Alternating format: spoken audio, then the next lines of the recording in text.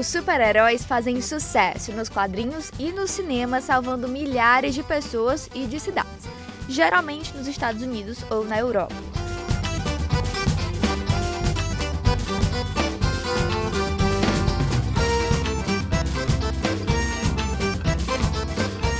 Mas então quem seria o super-herói capaz de salvar os cearenses? Na década de 70, o cartunista Mino criou um herói que tudo atura. Duro como rapadura, mas sem perder a doçura. Hermínio Macedo Castelo Branco é peça fundamental quando a gente fala de arte cearense. Ele tem muita história para contar, mas uma criação dele que deixa todo mundo, com uma pulga atrás da orelha, é um super-herói 100% cearense, o Capitão Rapadura. Entre caneta e papel surgiu um meninozinho que é comedor de rapadura que só, viu? Sabe o que dá a força dele? A rapadura. Quando ele se manifestou realmente, no dia que eu achei que o desenho do Capitão Rapadura era aquele, né? Quando eu vi que ele estava prontinho, ele nasceu, vamos dizer assim, aí foi que eu fui compreender que ele é um herói que incorpora todos os outros. Por exemplo, ele voa, igual o Super-Homem, o Capitão Marvel e o Capitão América, ele voa também. Mas há dois motivos na força dele para voar. Primeiro, a rapadura, e quando ele come a rapadura, ele ganha força e ganha o poder de voar. A capa dele, na verdade, é um pedaço do tapete mágico. Então, o Capitão Rapadura é um caldo cultural, que é o Ceará, aqui na esquina do mundo, absorvendo todas as influências que você possa imaginar. E aí, se você botar assim num coador, quem sai é o Capitão Rapadura. Rapadura veio diretamente do planeta Pompom e aterrissou sabe onde? No semiárido cearense, ali entre Madalena e Boa Viagem. Ele é neto de Virgulino e está pronto para defender todo mundo. Mas sem usar a violência, viu? Ele veio se usando a inteligência. A história talvez mais interessante do Capitão Rapadura seja a primeira história dele, que fez ele ficar famoso aqui em Fortaleza. Nessa época havia a Cagés e a Sumov, uma que asfaltava e outra que faz a extração da água.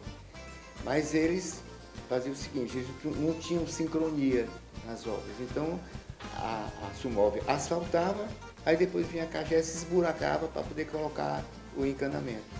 Então teve uma fase que a cidade toda estava esburacada. E o pessoal da periferia, com a criatividade meio popular, disse que isso era um peba que estava fazendo esses buracos. Então, essa história, eu botei o Capitão Rapadura sendo contratado pelo prefeito da época para descobrir, pegar e prender esse peba que estava esburacando a cidade. Então, o Capitão Rapadura parte nessa missão. E encontra o peba num dos buracos aí da cidade. E está lá o Pepe com a família dele todinha. E ele diz, peguei, você é o responsável por essa coisa que você está fazendo na cidade, esse buracano todo. Ele disse, não, capitão, não sou eu não. Isso aí quem está fazendo é a Cagés e a Sumov, que eles não combinam e estão botando a culpa em cima de mim. Aí o Capitão Rapadura pede desculpa a ele e vai embora. E ficou amigo do Pepe. No interior, o Capitão Rapadura foi criado com muito leite de cabra, farinha e rapadura. Por isso, ele cresceu carismático, gaiato e muito inteligente, assim como o Mino. O cartunista utiliza os quadrinhos do super-herói como ferramenta de educação e construção de uma realidade melhor.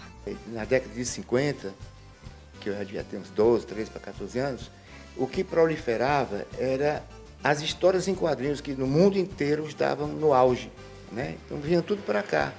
E a gente lia muito as histórias em quadrinhos. Então eu já tinha, nos desenhos de escola, eu já desenhava assim, um pouco do Super-Homem, ao mesmo tempo do Pato Donald, do Mickey. E houve um momento em que essa cultura foi desprezada, mas achava que a história em quadrinhos era perigosa. Porque pelo lado da educação, eles achavam que criava preguiça mental, que evitava que as crianças depois fossem leitoras de livros. O capitão tem seus valores, como o respeito, o amor, a obediência e a proteção à nossa rica natureza. E Mino, o Capitão Rapadura, ele defende a gente de quê? Isso é que é a grande missão dele.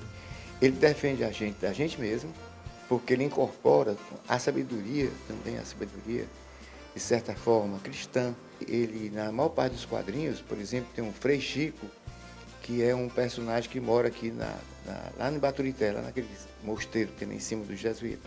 Quando ele tem alguma dúvida existencial, ele vai perguntar ao Frei Chico. Então, na conversa com o Frei Chico, é onde se passam as histórias mais sábias que tem.